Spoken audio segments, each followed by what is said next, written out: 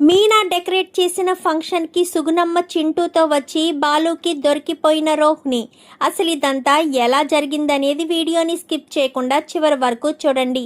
గుండె నిండా గుడిగంటలు అప్కమింగ్ ఎపిసోడ్స్లో ఏం జరగబోతుందో ముందుగా తెలుసుకోవాలి అనుకుంటే వీడియోని లైక్ చేసి ఛానల్ని సబ్స్క్రైబ్ చేసుకుని పక్కనే ఉన్న బెల్ సింబల్లో ఆల్ పై క్లిక్ చేయండి.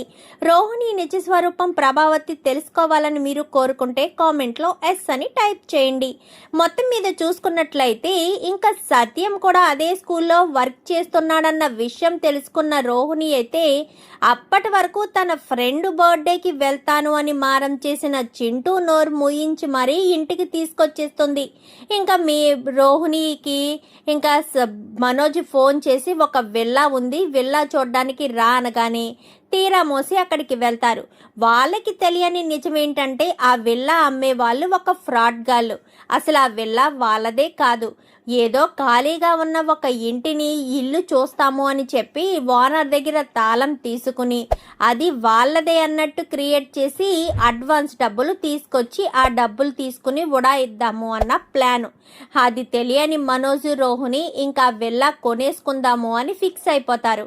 ఇంకా ఇదిలా ఉంటే రోహిణి ఈ చింటూ గురించి ఆలోచిస్తూ ఉంటుంది. ఏంటి రోహిణి, ఈ మధ్య నీకు ఎక్కువ ఆలోచనలు ఉంటున్నాయి, పైగా నువ్వు ఫర్నిచర్ షాప్లో ఉండకుండా ఎక్కువ పార్లర్లోనో లేక బయట ఉంటున్నావు అంటూ మనోజ్ అడిగిన దానికైతే కొంచెం బయట వర్క్ ఉంది మనోజ్, అంతే, అంతకు మించి ఏమీ లేదని కవర్ చేస్తుంది.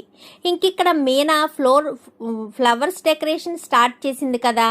మీనాకు పోటీగా మరొక ఆవిడ ఉంది, అంటే ఆవిడ ఆల్రెడీ ఫ్లవర్స్ డెకరేషన్ ఫీల్డ్లో నెంబర్ 1 స్థానంలో ఉంది.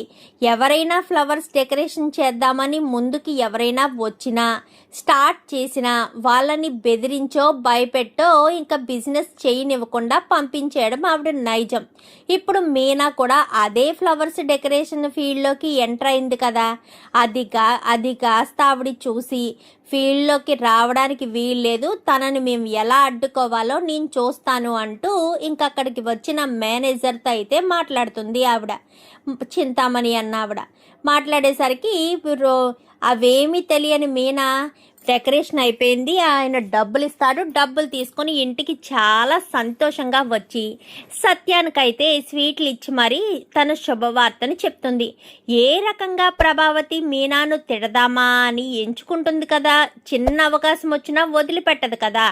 ఇప్పుడు ఈ స్వీట్స్ వంక పెట్టి మీనానైతే ప్రభావతి తిట్టడం మొదలు పెడుతుంది. ఈలోపు బాలు వస్తాడు. ఏంటి ప్రభావతమ్మ కైకైమంటుంది, మీనా ఫ్లవర్స్ డెకరేషన్ కంప్లీట్ చేసుకుని వస్తూ స్వీట్స్ తీసుకొచ్చిందిరా, అవి నాకు ఇస్తుందని ప్రభావతి తట్టుకోలేకపోతుంది అనగాని, ఏ ప్రభావతమ్మ, నువ్వు కూడా తినాలి అనుకుంటే తినవచ్చు కదా, ఎందుకు ఉత్తిపున్నాన నా భార్యని ఏం అనకుండా ఉండలేవా, నీకు ప్రశాంతత ఉండదా, నా భార్యని ఎప్పుడూ ఏదొకటి అంటేనే గాని నీకు ప్రశాంతంగా అనిపించదా అంటూ ఇంకా ప్రభావతినైతే గట్టిగానే తిడతాడు బాలు. అయితే మీకేరా స్వీట్లు హాట్లు అని పట్టుకొచ్చి మా ఆయనకి ఇచ్చేస్తే మా ఆయనకే షుగర్ పెరిగిపోతుంది, ఆ తర్వాత బాధపడేది నేనే. అవును మరి, నువ్వే కదా మా నాన్నను కంటికి రెప్పలా చూసుకుంటున్నావు, నీ వల్లే కదా ఎప్పుడు ఉద్యోగానికి వెళ్ళని మనిషి కూడా ఉద్యోగానికి బయలుదేరి వెళ్లాల్సిన పరిస్థితి తీసుకొచ్చావు. పైగా మా నాన్న ఆరోగ్యం గురించి, మా నాన్న యోగక్షేమాల గురించి నువ్వు ఆలోచిస్తున్నావా అంటూ బాలు అన్న ప్రశ్నకైతే ఇంకా రోహిణి అప్పుడే ఎంట్రీ ఇచ్చి, ఇదే సరైన అవకాశం, మావయ్యని ఉద్యోగంలోంచి మానిపించేయాలి అన్న ఆలోచనతో, అవును బాలు, నువ్వు చెప్పింది కరెక్టే, అత్తయ్య వల్లే ఈ ప్రాబ్లం వచ్చింది, అసలు ఎలాంటి ప్రాబ్లం తీసుకురావడానికి అత్తయ్యే కారణం, ఎందుకు అత్తయ్య మీరు తప్పులు చేసి మామయ్య గారికి శిక్ష విధిస్తున్నారు, ఈ వయసులో మామయ్య గారు ఆ స్కూల్లో పనిచేయడం అంత అవసరమా, ఆయన ఆరోగ్యం ఏం కావాలి, ఒక స్వీట్ తింటేనే ఆయన ఆరోగ్యం చెడిపోతుంది అంటే ఎండలో వెళ్ళి అక్కడ కూర్చుని కష్టపడి ఒక 7-8 గంటలు ఒకే చోట ఉండి పని చేయాలి అంటే ఆయనకి కూడా కష్టంగానే ఉంటుంది కదా. మీరు తప్పులు చేసి మీరు అప్పులు చేసినప్పుడు అవి తీర్చాల్సిన బాధ్యత మీది, మామయ్య గారికి ఆ బాధ్యత అప్పగించడం తప్ప ఆంటీ అంటూ మొదటిసారి రోహిణి బాలు మాడిన మాటల్ని అంటే మాటలకి ఎంకరేజ్ చేస్తూ ప్రభావతిని తిట్టడం మొదలు పెడుతుంది. ఏంటి రోహిణి ఏం మాట్లాడుతున్నావు అనగానే, తప్పు చేసినప్పుడు తప్పు అని చెప్పడంలో తప్పు కాదు కదత్తయ్య, మీరు తప్పు చేశారు అందుకే నేను మిమ్మల్ని అంటున్నాను అని చెప్పి మాట్లాడేసరికి, ఏమో అందరూ మారిపోతున్నారు, అందరూ నాకెవరూ సపోర్ట్గా ఉండడం లేదు అని ప్రభావతి కాస్త వెళ్ళిపోతుంది. వెళ్ళిపోవడంతో ప్రభావతి వెనకాలే రోహిణి వెళ్తుంది. అత్తయ్య మీకు ఒక విషయం అర్థం కావట్లేదు, రేపన్న రోజున మామయ్య గారికి ఏదైనా కొంచెం వచ్చినా బాలు ఊరుకుంటాడనుకుంటున్నారా? అస్సలు ఊరుకోడు. బాలు గురించి మీకు తెలుసు కదా, బాలుకి మామయ్య గారంటే చాలా ఇష్టం. అర్జెంటుగా మామయ్య గారిని ఆ జాబులోంచి మానిపించేయండి అత్తయ్య, అప్పుడు ఏ ఇబ్బంది ఉండదు అనగానే, మరి నేను బాలు దగ్గర తీసుకున్న అప్పు ఉంది కదా, దానికి డబ్బులేమో మనోజ్ని అడుగుతుంటే నా దగ్గర లేవు అని చేతులు ఎత్తేస్తున్నాడు. ఇప్పుడు మనోజ్ని అడిగి డబ్బులు ఎలా తీసుకుంటావు, ఏ రకంగా తీసుకుంటావు అనగానే, చూడండి అత్తయ్య, మనోజ్ని అడిగి నేను మీకు ఇవ్వాల్సిన 3 లక్షలు నేను ఇప్పిస్తాను. ఆ 2 లక్షలు ఆల్రెడీ బాలు వాళ్ళకి ఇచ్చేశారు కాబట్టి ఈ 3 లక్షలు ఇస్తే సరిపోతుంది కదా, ఈ 3 లక్షలు మనోజ్తో మాట్లాడి నేను ఇప్పిస్తాను.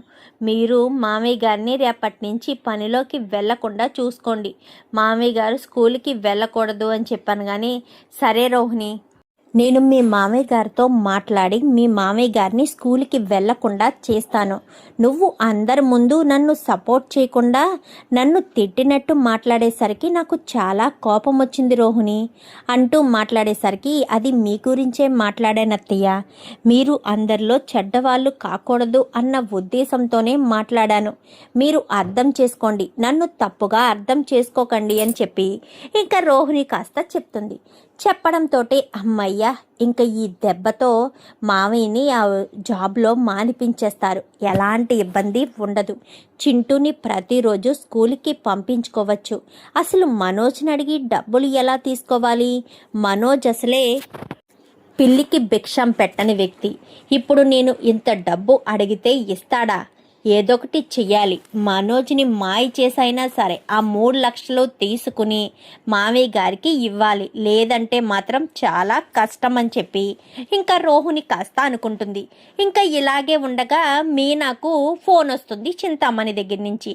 చింతామణి దగ్గర నుంచి ఫోన్ వచ్చేసరికి, హలో ఎవరండి అనగానే, నువ్వేనా మీనా అంటేను అని చెప్పనేసరికి, అవును నేనే, మీరెవరు అనేసరికి, నేను చింతామణి, ఈ పూల డెకరేషన్ ఫీల్డ్లోనే నెంబర్ 1 స్థానంలో ఉన్న చింతామణి నేను అని చెప్పనేసరికి, మీరా చెప్పండి, మీ గురించి మొన్న డెకరేషన్ చేసిన చోట విన్నాను, మీరు నెంబర్ 1 స్థానంలో ఉన్నారంట కదా అని చెప్పనగానే, అవును నేను నెంబర్ 1 స్థానంలో ఉన్నమాట నిజమే, మరి నువ్వెందుకు ఈ ఫీల్డ్లోకి వచ్చావో అంటూ మాట్లాడుతూ ఉండగానే, నేను ఈ ఫీల్డ్లోకి వస్తే మీకొచ్చే నష్టమేముంది, నేను మీకు పోటీ అవుతాను అని మీరు అనుకుంటున్నారా, నేను అనుకోవడం కాదు, నువ్వు నాకు పోటీనే అవుతావు, నేను అనుకోవడం ఏంటి, అయినా నాకు పోటీ ఎవరూ లేరు, నాకు నేనే పోటీ, నాకు నేనే సాటి అని చెప్పనేసరికి ఈవిడ్ని కొంచెం తెలివిగా బురుడి కొట్టించాలి అని మీనా అనుకుంటుంది.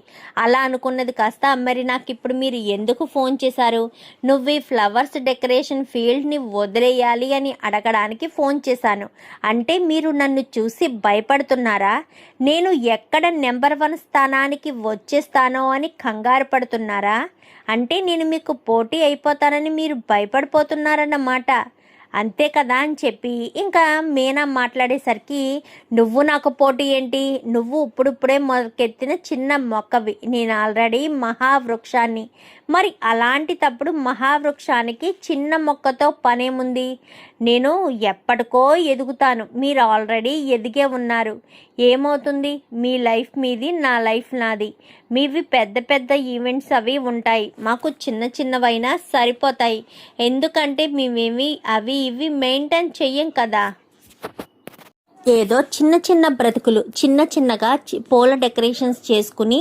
ఇప్పుడిప్పుడే మా కాళ్ళ మీద మేము నిలబడాలనుకుంటున్నాము, మీలా పెద్ద పెద్ద డెకరేషన్లు చేయడం మాకు చేత కాదు మేడం అని చెప్పనేసరికి, ఏదైనా కానీ చిన్నదైనా పెద్దదైనా అన్నీ నేనే చేయాలి, ఈ ఫ్లవర్స్ డెకరేషన్ ఫీల్డ్లో నేను మాత్రమే ఉండాలి, నేను కాకుండా మరొకరు ఉండడానికి నేను ఒప్పుకోను, అసలు నువ్వు తప్పుకోవాలి లేదా నా చేతుల్లో చస్తావు అని చెప్పి చెప్పి బెదిరించేసరికి, చూడండి మేడం, మీకు చెప్పేంత గొప్పదాన్ని కాదు.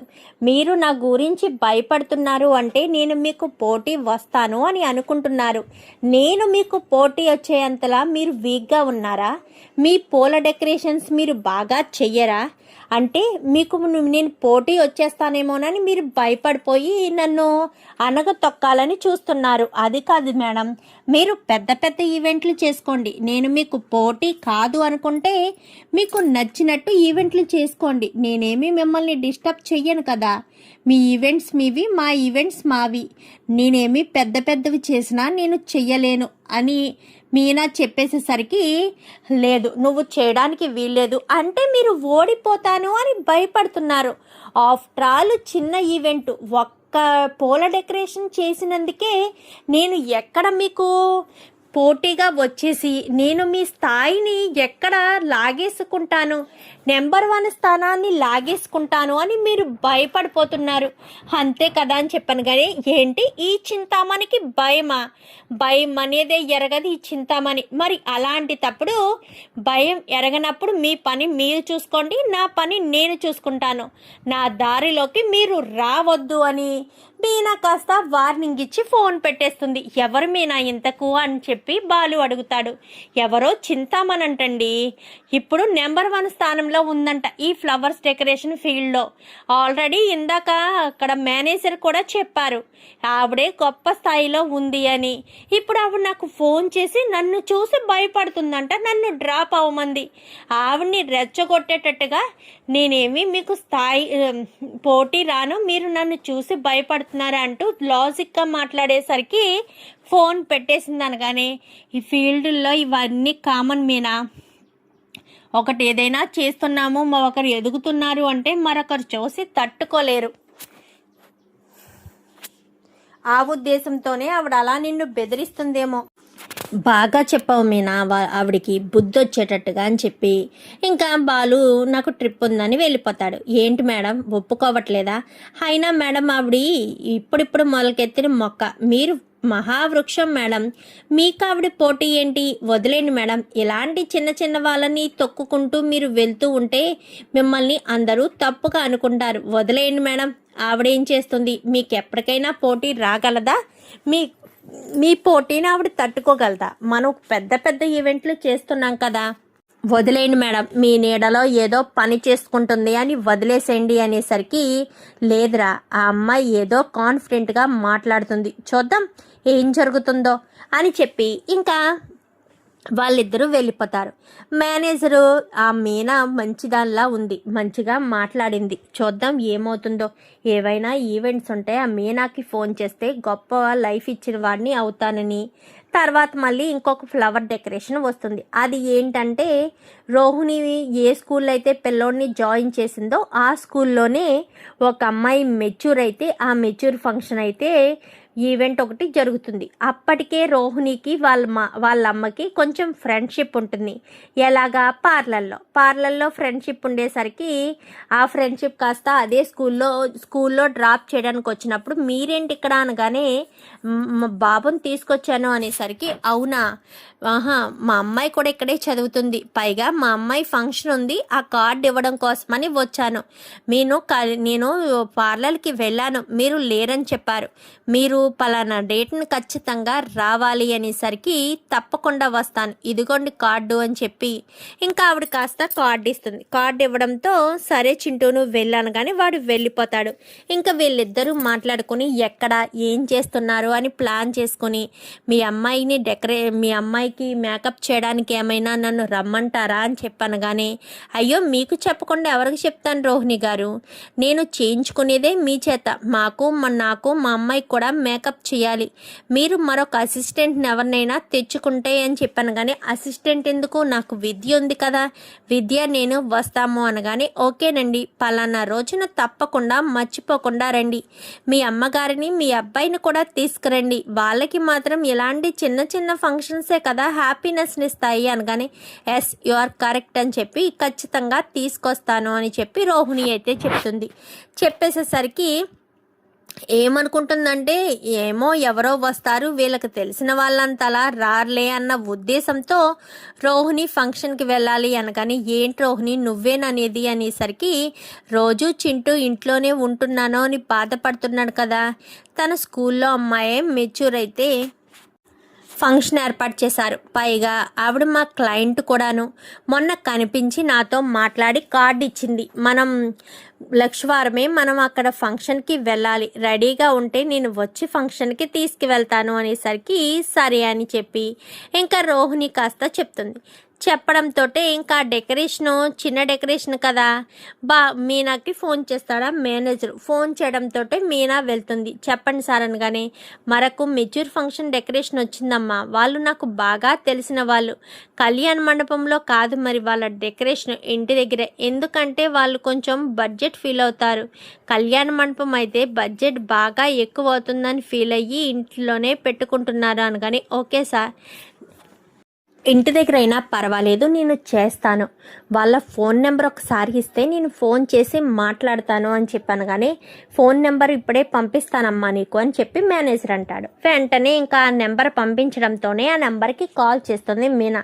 నమస్కారం అండి, అలా కళ్యాణ మండపం డెకరేషన్ వాళ్ళు నాకు నెంబర్ ఇచ్చారు, మీరు వాళ్ళ రిలేటివ్ అంట కదా అని చెప్పాను. కానీ అవునమ్మా, అది డెకరేషన్ చేయాలి, మీరు ఇప్పుడు ఎప్పుడు వస్తారు అనేసరికి ఇంటి దగ్గరే డెకరేషన్ చేయాలి అనగానే, ఓకే మేడం నేను వస్తాను, ఎన్ని గంటలకి రావాలి అనగానే, మీరు ఎప్పుడొచ్చినా పర్వాలేదు, ఈ నెంబర్కి కాల్ చేసి రండి, నేను ఇంటి దగ్గరే ఉంటాను అని చెప్పి ఆవిడ చెప్తుంది. చెప్పడంతో మీనా కాస్త వెళ్తుంది. వెళ్ళడంతో మీనా ఆవిడతో మాట్లాడిన తర్వాత డెకరేషన్కి ఎంత అవుతుంది, ఏంటి స్థలం ఏంటి అన్ని వివరాలు కనుక్కుంటుంది మీనా. కనుక్కునేసరికి ఇక్కడ అని చెప్పాను. కానీ సరే అని ఇంకా డెకరేషన్ అంతా కూడా చూసుకుని, సరే మేడం ఏది చేయమంటారు అని తన ఫోన్లో కొన్ని డెకరేషన్లు చూపిస్తుంది. చూపించేసరికి ఇది బాగుంది, ఇది చెయ్యండి, పాప డ్రెస్ కూడా మ్యాచ్ అవుతుందని ఇంకా ఒక డెకరేషన్ సెలెక్ట్ చేసుకుని ఆ డెకరేషన్ చేయమని చెప్పడంతో డబ్బులు ఎంత అని చెప్పనేసరికి అడ్వాన్స్ ఇస్తారు. అడ్వాన్స్ ఇచ్చేసరికి మీనా ఇంటికి వచ్చి ఆ విషయం బాలుతో చెప్తుంది. అవునా, ఎప్పుడు డెకరేషన్ చేయడం అనగానే రేపు అని చెప్పనేసరికి సరే అయితే రేపు నైట్ చేద్దామని మీనా బాలు ఇద్దరు కూడా మరుసటి రోజు ఉదయాన్నే రెడీ అయ్యి బయలుదేరి వెళ్తారు. వెళ్ళేసరికి, వచ్చారా, మీకోసమే ఎదురు చూస్తున్నాను, ఆలస్యం అయిపోతుంది కదా, కళ్యాణ మండపం అయితే కొంచెం లేట్ అయినా పర్వాలేదు, ఇంటి దగ్గర అంటే ఇంటి దగ్గర వాళ్ళు ఇళ్లకు వచ్చేస్తారు కాబట్టి వాళ్ళు వచ్చాక మీరు డెకరేషన్ చేయాలంటే కొంచెం మీకు ఇబ్బందిగా ఉంటుంది, వాళ్ళు రాకముందే అంటే రిలేటివ్స్ రాకముందే డెకరేషన్ కంప్లీట్ అయిపోతే మీకు హ్యాపీగా ఉంటుంది కదా అన్న ఉద్దేశంతో అనగానే, సరే వచ్చేసారు కదా వెళ్ళి స్టార్ట్ చేసుకోండి అనేసరికి స్టార్ట్ చేస్తారు. స్టార్ట్ చేసిన ఒక 1 అవర్కి టీలు పంపిస్తారు. వద్దు మేడం అని చెప్పాను కానీ తాగండి ఏం కాదు, కొంచెం ఎనర్జీ వస్తుందని ఇంకా టీలు తాగిన తర్వాత డెకరేషన్ చేస్తారు. సుమారు 9 అయ్యేటప్పటికి మీనా బాలు చక్కగా డెకరేషన్ చేసి అప్పగించేస్తారు. ఏంటి ఫోటోలో చూపించిన దానికంటే చాలా బాగుందమ్మా డెకరేషను అనగానే, థ్యాంక్స్ మేడం అని చెప్పి మీనా చెప్పడంతో ఇంకా మేము వెళ్ళొస్తామనగానే, అదేంటమ్మా మీరు ఫంక్షన్కి ఉండరా ఏంటి, ఫంక్షన్కా మేడం, మేము ఎందుకులే మేడం, మీ రిలేటివ్స్తో మీరు చిన్నగా చేసుకుంటున్నారు కదా, నోనో మీరు కూడా తప్పకుండా రావాలి, మీరు తప్పకుండా వస్తేనే బాగుంటుంది, వెళ్ళి రెడీ అయ్యి మీరు సుమారు 12 గంటల సమయంలో ఇక్కడికి వచ్చేసేయండి, డెకరేషన్ ఎవరు చేశారు ఏంటి అని అడుగుతూ ఉంటారు కదా, వాళ్ళకైనా మేము సమాధానం చెప్పుకోవాలి కదా, నువ్వు కొంచెం కలుపుకోలు పిల్లలా ఉన్నావు, నాకు కొంచెం హెల్ప్ఫుల్ అవుతుంది కదా అని చెప్పాను. కానీ ఓకే మేడం మధ్యాహ్నం 12 కల్లా రెడీ అయ్యి వచ్చేస్తామని మీనా ఇంటికి వస్తుంది. రోహిణి ముందే బయలుదేరి వెళ్ళిపోతుంది. ఎందుకంటే మీనా వాళ్ళ ఇంటికి వచ్చి ఫంక్షన్ ఉంది, ఫంక్షన్కి వెళ్ళాలి అని చెప్పడానికంటే ముందే రోహిణి వెళ్ళిపోవడంతో మీనా వాళ్ళ ఫంక్షన్కి వెళ్తున్నారన్న విషయం తెలియక ఇంకా రోహిణి రెడీ అయ్యి చింటూ వాళ్ళ ఇంటికి వెళ్ళి చింటూని రెడీ చేసి విద్యను రెడీ చేసి వాళ్ళు కూడా సుమారు 10 అయ్యేటప్పటికి వెళ్ళిపోతారు. ఎందుకంటే అక్కడ పెళ్లి కూతుర్ని రెడీ చేయాలి కదా, సో అందుకని విద్య వీళ్ళంతా కూడా వెళ్ళిపోతారు. చింటూని సుగుణమ్మని బయట కూర్చోబెట్టి విద్య రోహిణి ఇద్దరు కూడా అమ్మాయిని రెడీ చేయడానికి బెడ్రూమ్లోకి వెళ్ళి రెడీ చేస్తూ ఉంటారు. ఈలో సుమారు తీసుకొచ్చి అమ్మాయిని కూర్చోబెట్టి అక్షింతలు వేస్తున్న సమయంలో కరెక్ట్గా రోహిణి వాళ్ళని అక్షంతలు వేయమని చెప్తుంది. మేమెందుకండి ఫస్ట్ అనగానే నోను, ఇంకా మా వాళ్ళు ఎవరూ రాలేదు కాబట్టి మీరు మీ అమ్మగారు మీ అబ్బాయి అందరూ కలిసి వెళ్ళి అక్షంతలు వేయండి అని అనగానే సరేనని అందరూ స్టేజ్ ఎక్కుతారు. కరెక్ట్గా వాళ్ళు స్టేజ్ ఎక్కి సమయానికి మీనా బాలు ఎంట్రీ ఇస్తారు. వీళ్ళేమో స్టేజ్ మీద ఉంటారు. మీనా బాలు స్టేజ్ వంక చూసుకుంటూ వచ్చేసరికి అదేంటి చింటూ సుగుణమ్మ గారు ఎక్కడున్నారేంటి, ఆ పక్కన చూసావా రోహిణి విద్య కూడా ఉన్నారు, అసలు వీళ్ళకి వాళ్ళకి ఏంటి సంబంధం అని అనుకుంటూ ఉండగానే ఈ లోపు ఉంది కదా వీళ్ళకి డెకరేషన్ ఆర్డర్ ఇచ్చింది పార్లర్లో చూపించుకునే ఆవిడ, అంటే పెళ్ళికూతురు తల్లి వచ్చి ఏంటి మీనా ఇంత ఆలస్యం అయిపోయింది, కొంచెం హెల్ప్ చేయి మీనా అని చెప్పాను. కానీ ఓకే అండి, ఒక్క మాట, ఆ స్టేజ్ మీద ఉన్న వాళ్ళు ఎవరో మీకు తెలుసా? తెలుసు, ఆవిడ వాళ్ళ అమ్మగారంట, ఆ అబ్బాయి వాళ్ళ అబ్బాయి అంట, తను నాకు మేకప్ అది చేస్తుంది, నేను ఎప్పుడైనా బ్యూటీషియన్కి వెళ్ళినప్పుడు తనే చేస్తుంది, అందుకే మా అమ్మాయికి బ్యూటీషియన్ని తననే పెట్టాను, అందుకే వాళ్ళ అమ్మ వాళ్ళని వాళ్ళ అబ్బాయిని కూడా రమ్మంటే తీసుకుని వచ్చింది అనేసరికి ఒక్కసారిగా షాక్ అయిపోతాడు బాలు. మీనా అయితే అవునా సరే మీరు వెళ్ళండి మేడం, నేను 2 minutesలో వస్తాను అనేసరికి సరే అని అక్కడి నుంచి వెళ్ళిపోతారు. ఇంకా రోహిణి చింటూ అందరూ కూడా స్టేజ్ దిగుతారు. స్టేజ్ దిగేసరికి అమ్మాయి బాగుంది కదా అని చెప్పాను, కానీ హాయ్ రా చింటూ అని చెప్పి బాలు వెనక నుంచి వెళ్ళడంతో ఒక్కసారిగా రోహిణి షాక్ అయిపోతుంది. బాలు వాళ్ళు ఇక్కడికి వచ్చారేంటి, ఏంటి పార్లలమ్మా మేము ఇక్కడికి వచ్చాము అని టెన్షన్ పడుతున్నావా? నువ్వు టెన్షన్ పడడం కాదు, కానీ మాకొక ఆశ్చర్యకరమైన నిజం తెలిసింది. మీ అమ్మ సుగుణమ్మంట కదా, నీ కొడుకు చింటూనా? ఓహో, ఈవిడ చెప్పిన దుబాయ్ కూతురు నువ్వేనా? అందుకనేనా ఈవిడ ఇంటికి వచ్చిన ప్రతిసారి నీలో ఒక టెన్షన్ మొదలయ్యి కంగారు పడిపోయే దానివి, ఎక్కడ నిజం బయట పడిపోతుందని చింటూను కూడా మాకు దత్తత ఇవ్వమంటే వద్దు అని చెప్పి అంత కరాఖండిగా ఆవిడ ఎందుకు చెప్పిందా అని నాకు ఇప్పుడు అంతా అర్థమవుతుంది.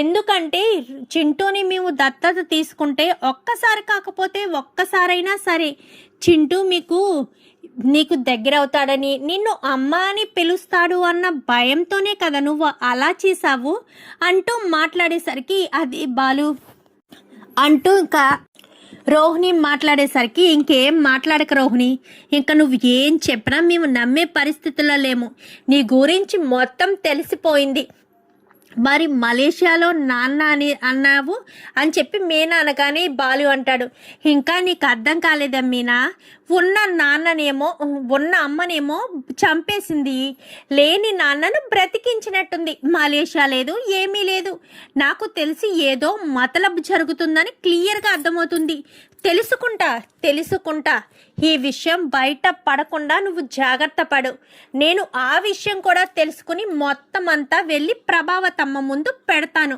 బాబు బాలు, నువ్వు ఆవేశపడొద్దు బాబు, నా కూతురు జీవితం అనగానే మీకు అమ్మాయి నా భార్య జీవితాన్ని చాలాసార్లు అవమానపరిచింది, చాలాసార్లు మాకు అన్యాయం చేసింది, అప్పుడు బాధ అనిపించదా, అప్పుడు నేరం అనిపించదా, ఇప్పుడు మాత్రమే అనిపిస్తుందా? తెలుస్తుంది, ఖచ్చితంగా తెలుస్తుంది, తేల్చుకుంటాం కూడా, ప్రతి క్షణం నిజం బయట పెట్టడానికి చూస్తాను. ఈరోజు నువ్వు తప్పించుకోవచ్చు పార్లలమ్మ, ఏదొక రోజు నీ గుట్టు మొత్తం తీసి మా అమ్మ ముందు బయట పెట్టే వరకు ఈ బాలు నిద్రపోడు అంటూ బాలు కాస్త రోహిణికి వార్నింగ్ ఇచ్చేసరికి అది కాదు బాలు అనగానే, నువ్వు నాకు ఏం చెప్పినా నేను నమ్మను, అర్థమవుతుందా, వదిలేసే, నువ్వు ఇంకిక్కడ డిస్కషన్ పెంచడం వల్ల ఎలాంటి ఉపయోగం లేదు, ఎక్కడికో వచ్చావు కదా సంతోషంగా ఉండు, ఇక మీదటైనా వాడిని చూసుకో, ఇంకా చివరికి వాడు మిగిలేదే, అన్ని అబద్ధాలు మోసాలు చేసినంత మాత్రాన నిజాలు అబద్ధం కాకుండా పోవు కదా, అన్ని విషయాలు బయటికి వస్తాయి అని చెప్పి బాలు కాస్త రోహిణికి వార్నింగ్ ఇస్తాడు. మరి బాలు మిగిలిన విషయాలన్నీ కూడా తెలుసుకుంటాడా అంటే మలేషియా మ్యాటరు ఇవన్నీ తెలుసుకుని అన్ని విషయాల్ని ప్రభావతి ముందు ఎప్పుడు పెడతారు, లేక సుగుణమ్మ వద్దు అని బాలుని బ్రతిమాలుతుందా? చూద్దామా రాబోయే ఎపిసోడ్స్లో ఏం జరుగుతుందో. వీడియో నచ్చితే లైక్ చేసి ఛానల్ని సబ్స్క్రైబ్ చేసుకోండి. Thank you for watching.